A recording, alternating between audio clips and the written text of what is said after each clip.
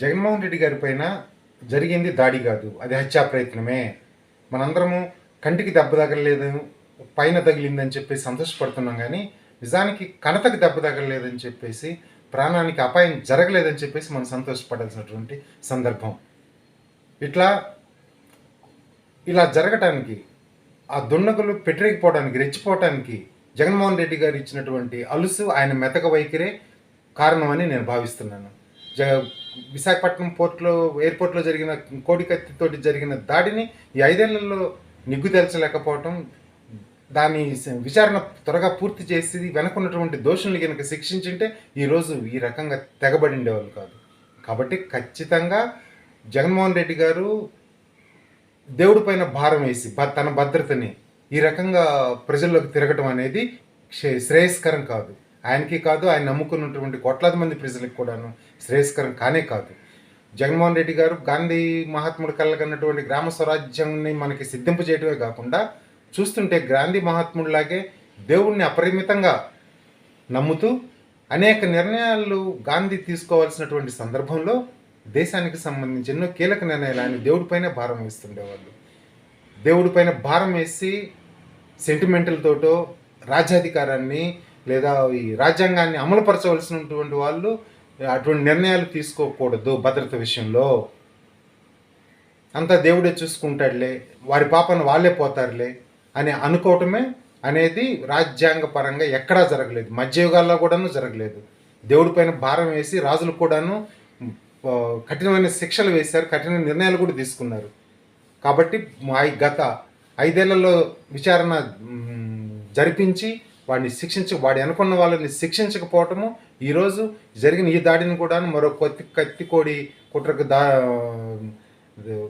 తెరదీశారని చెప్పేసి వీళ్ళు అనటానికి ఆస్కారం లభించింది. ఆస్కారం మనమే ఇచ్చాం. జగన్మోహన్ రెడ్డి గారికి సెక్యూరిటీ ఎంత టైట్ చేశారనేది మనం చూస్తూనే ఉన్నాం. వారికి ఎవరి నుంచి ప్రాణహాని ఉంది? నక్సలైట్ల నుంచి అయితే ఖచ్చితంగా ఉండదు. ఎందుకంటే నక్సలైట్ల అజెండానే ఈరోజు జగన్మోహన్ రెడ్డి గారి పరిపాలన రూపంలో అమలుపరుస్తున్నారు కాబట్టి వారి నుంచి ఉండదు. వారికి ఉంటే గనక ప్రాణాపాయం చంద్రబాబు నాయుడు, తర్వాత లోకేష్, తర్వాత దేవాంశి రాష్ట్రాన్ని పరిపాలించాలనుకున్నటువంటి పచ్చమందల తెలుగుదేశం పార్టీ యొక్క వాళ్ళకి చంద్రబాబు నాయుడికే ఉంటుంది తప్పితే మరి ఎవరికీ ఉండదు.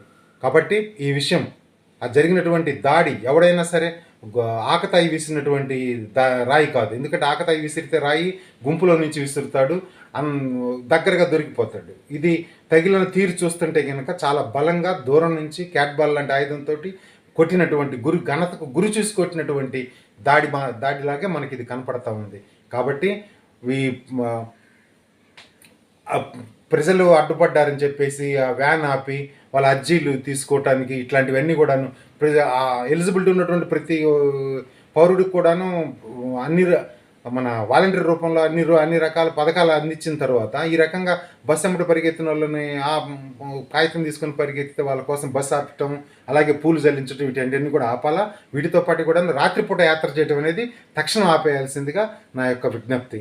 ఎందుకంటే కోట్లాది ప్రజలు మీ మీద నా ఆశలు పెట్టుకొని ఉన్నారు. జగన్మోహన్ రెడ్డి గారు గుర్తుపెట్టుకోండి, ఇది దేవుడి పైన భారం తగ్గించి మీరు రాజ్యంలాగా నేను భద్రతను కల్పించాల్సినటువంటి ఇది మీరు సోషల్ మీడియాలో మీ కుటుంబం పట్ల, స్త్రీల పట్ల జరుగుతున్నటువంటి ట్రోలింగ్ను కూడా మీరు చూన్నట్టు వదిలేసి 41 నోటీస్ ఇచ్చి వదిలేయటం వల్లే మన స్టార్ క్యాంపెయిన్ గీతాంజలి కూడాను ఆత్మహత్య చేసుకుంది. ఇలాంటి రాజ్యం పట్ల రాజ్యాధికారాన్ని కఠినంగా వాడాల్సినటువంటి చోట మీరు మెతక వైఖరి అవలంబించడం వల్లే ఈ రకంగా స్టార్ క్యాంపెయినర్లు చచ్చిపోతూ ఉన్నారు.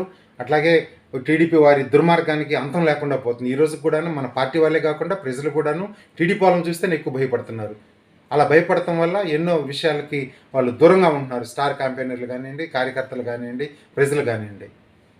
కాబట్టి దయచేసి మీరు భగవంతుని మీద భారం వేయకుండా మీరు సోషల్ మీడియాలో ఉన్నటువంటి దుర్మార్గుల పట్ల ఆ స్త్రీల పట్ల ట్రోలింగ్ చేసేటువంటి దుర్మార్గుల పట్ల, అలాగే కోడికత్తి నీకు ప్రయోగించి ఆ కేసు కూడా త్వరగా తెలిసి వీళ్ళందరి పట్ల కఠినంగా